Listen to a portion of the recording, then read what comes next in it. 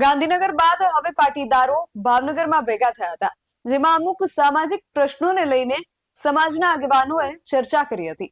પાટીદાર સમાજમાં હાલ જે સમસ્યાઓ વધી રહી છે તેને લઈને અમુક નિર્ણયો લેવામાં આવ્યા છે। શું છે સમગ્ર વિગત જાણીએ આ અહેવાલમાં। જય હિન્દ, BSI TV ન્યૂઝ પર આપની સાથે હું છું નિધિ ગઢવી। થોડા દિવસ અગાઉ પાટીદાર સમાજના આગેવાનો ગાંધીનગરમાં એકત્રિત થયા હતા અને અમુક સામાજિક મુદ્દાઓને લઈને ચર્ચાઓ કરી હતી। જ્યારે ગઈકાલે ફરી એકવાર પાટીદાર ચિંતન શિબિરનું આયોજન થયું હતું, પરંતુ આ વખતે આ શિબિર ભાવનગરમાં આયોજિત થયું હતું। સામાજિક મુદ્દાઓ અંગે યોજાયેલ આ શિબિર અંગે પાટીદાર અગ્રણી અલ્પેશ કથિરિયાએ શું કહ્યું સાંભળીએ।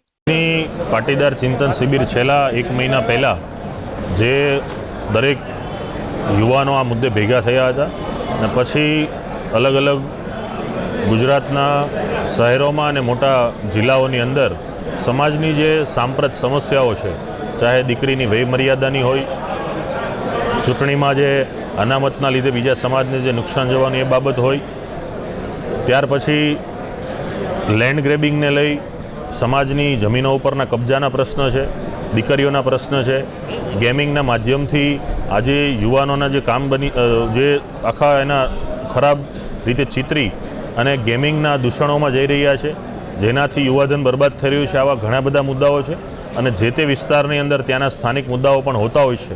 એવી રીતે આજે ભાવનગરમાં ઘણા બધા વ્યક્તિઓને મળી ઘણા સમયથી જે આયોજન હતું એનું આજે પાટીદાર ચિંતન શિબિરનું આયોજન થયું છે અને આ ચિંતન શિબિરમાં ગુજરાતના અલગ અલગ જગ્યાએથી સર્વ લોકો પણ પધાર્યા છે અને ભાવનગરના સભ્ય સમાજના, પાટીદાર સમાજના વડીલો, એની સંસ્થાઓ, એના લોકો, માતાઓ, બહેનો અને યુવતીઓ દરેકને સાથે મળી અને સમાજે શું શું ધ્યાન રાખવું જોઈએ, સમાજના પ્રાણ પ્રશ્નો શું છે અને આ પ્રશ્નોનું સમાધાન માટે સમાજ, સરકાર અને કુટુંબની શું જવાબદારી હોઈ શકે એ માટેનું ચિંતન થયું છે।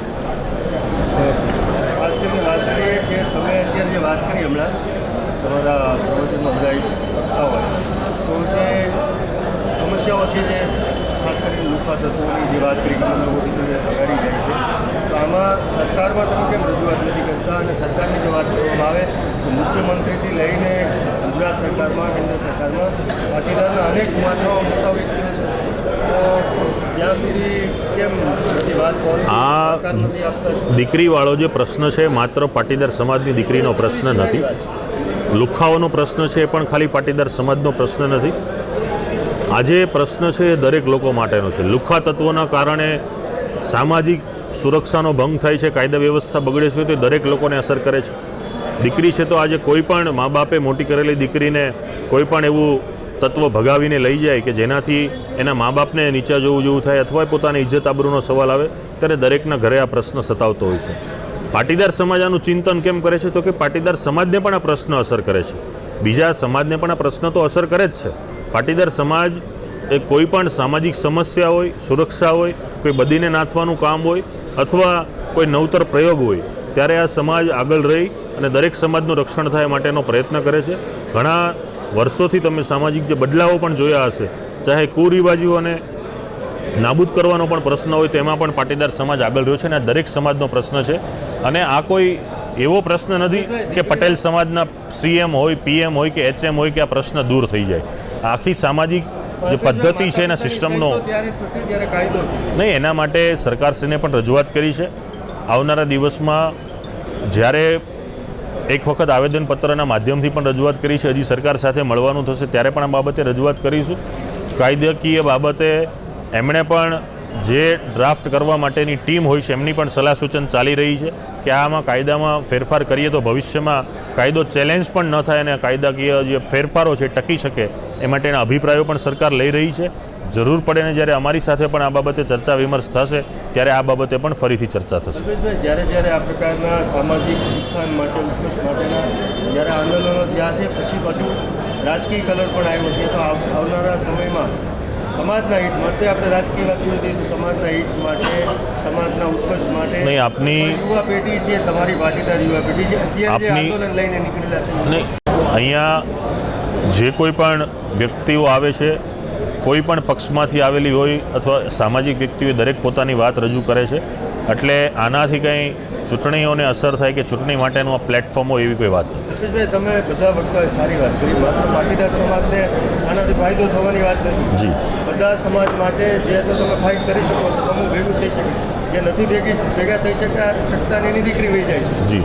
તો તમને નથી લાગતું કે આ પ્રયત્ન સિવાયનો પ્રયત્ન કે દાખલા તરીકે ઘરમાં વધારે પડતા મોબાઈલ યુઝ કરો, માતા ખાસ કરીને માનું ઘણી જગ્યાએ કારણભૂત હોવું, પિતાજી છે એના વધારે પડતું રિસ્ટ્રિક્શન ન હોવું, આ બધી જે દૂષણ છે એટલે શરૂઆત ઘર પરિવાર માત્ર તમે કે વાત કરી ઘર સંબંધ, એના સિવાય પણ એવા જે છે કે જેથી શરૂઆતથી જો પહેલથી જ એના સંસ્કારના બીજ નાખવા માટે, બીજની શરૂઆત કરવા માટે તમને નથી લાગતું માત્ર પાટીદાર સમાજ નહીં, અન્ય સમાજોએ પણ નહીં, દરેક સમાજે પ્રયત્ન કરવો જોઈએ. અને મેં મારા બાબતમાં પણ મેં એ વાતને આવરી હતી કે આજે દીકરી કે સમાજ એ કોઈ વ્યક્તિ કે એક સમાજ પર આધારિત નથી.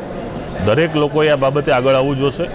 આજે સમજો કે કોઈ ગામની અંદર કોઈ એવો સમાજ છે કે એના માત્ર 2 કે 3 ઘર જ છે, એ પણ ઈચ્છતું હોય છે કે મારો દીકરો કે દીકરી સુરક્ષિત રહે, એનું ભવિષ્ય સારું બને.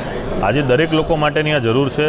દરેક સભ્ય સમાજ આ ઈચ્છે છે કે આ બાબતે કંઈક થવું જોઈએ અને એનું ધ્યાન પહેલાં પોતપોતાના ઘરથી રાખવું પડશે, સમાજને રાખવું પડશે, પછી ત્રીજી જે જવાબદારી છે સરકારને ઊભી થશે. આપે જે વાત કરી કે આ બાબતે દરેક લોકોએ આગળ આવવું જોઈએ, હું આપના માધ્યમથી પણ અપીલ કરું છું કે લુખા હોય, દીકરીના બાબતના પ્રશ્ન હોય કે એવા જે પ્રશ્ન છે કે જે દરેકને અસર કરતા પ્રશ્ન છે, માટે દરેક સમાજે આગળ આવી અને આ બાબતે પોતાનું મંથન ને ચિંતનથી પોતાની રજૂઆત કરવી જોઈએ. આવનારા સમયમાં સીધી કે તમે જે કામ લઈને નીકળ્યા છો એના માટે કોંગ્રેસ હોય કે પાર્ટી હોય કે કોઈ પણ વ્યક્તિ હોય કે વેપારી હોય મોટા પાટીદાર, એને જોડવામાં આવશે. દરેક મુદ્દાને લઈને અમે આશા રાખીએ છીએ કે બધા વ્યક્તિઓ જોડાય. અત્યારે પાટીદાર સમાજના મા ઉમા ખોડલ અને સરદાર સાહેબના આગેવાનીમાં સમગ્ર કાર્યક્રમ થઈ રહ્યા છે. ભવિષ્યમાં દરેક લોકો જોડાશે અને આવકારીશું. અને આ મુદ્દાને દરેક સમાજ પોતાના પ્લેટફોર્મ પર લઈ જાય, સર્વ સમાજ ભેગો થાય તો ખૂબ સારી બાબત કહી શકાય છે કે આજે દીકરી કે લુખા કે કોઈ પણ પ્રશ્નની બાબતમાં દરેક લોકો પોતાનું યોગદાન આપે. વાત કરીએ તો જે પ્રકારે તમારા એક આગેવાને વાત કરી છે કે આગામી સમયમાં પાટીદાર સમાજના જે નેતાઓ છે તેની સંખ્યા તળિયે વહી જશે, એને લઈને શું કહેવું?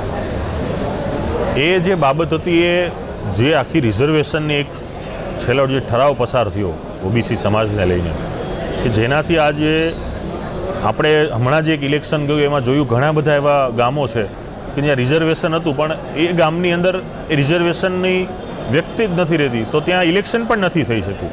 ચૂંટણી પંચે અથવા જે તે શાખાએ એ પણ ધ્યાન રાખવું પડશે કે જે વ્યક્તિ કે જે સમાજ કે જે લોકો જ્યાં રહે છે એને એનું પ્રભુત્વ મળવું જોઈએ. એવું ના બને કે આડેધડ રિઝર્વેશન આવી જાય અને સભ્ય સમાજની અંદર જે ચૂંટણી છે એનાથી મહત્વ જ ન રહે. આજે ઘણા બધા ગામોની અંદર સરપંચોની ચૂંટણીમાં પણ આપણે જોયું છે કે જે ગામમાં રિઝર્વેશન હતું તો ત્યાં વ્યક્તિ જ નથી, ઇલેક્શન જ નથી થઈ શક્યું. આવી પરિસ્થિતિ ઊભી નથી. પાટીદાર સમાજની દીકરીઓને લગ્નની લાલચ આપી ભગાવી જવી, અનામત આંદોલન છતાં પાટીદાર સમાજને લાભ નહીં મળવા અને પાટીદાર સમાજના લોકોને વિવિધ ક્ષેત્રમાં થતા અન્યાય અને ઓનલાઈન ગેમિંગ જે યુવા વર્ગને પહોંચતી નુકસાની મામલે આગામી સમયમાં સરકાર સમક્ષ રજૂઆત કરવા સહિતના ઘણા મુદ્દાઓ પર આ શિબિરમાં ચર્ચા થઈ હતી. પાટીદાર સમાજ દ્વારા આયોજિત આ ચિંતન શિબિર અને આ સામાજિક પ્રશ્નોને લઈને તમારું શું માનવું છે અમને કમેન્ટ કરીને ચોક્કસથી જણાવજો. આવા જ વધુ અહેવાલો સાથે મળતા રહીશું. તમે મારી યુટ્યુબ ચેનલને સબસ્ક્રાઇબ કરવાનું અને અમને ફેસબુક અને ઇન્સ્ટાગ્રામ પર ફોલો કરવાનું ભૂલશો નહીં. બાકી અવનવી અપડેટ્સ માટે આપ જોતા રહો BSI ટીવી ન્યૂઝ. નમસ્કાર.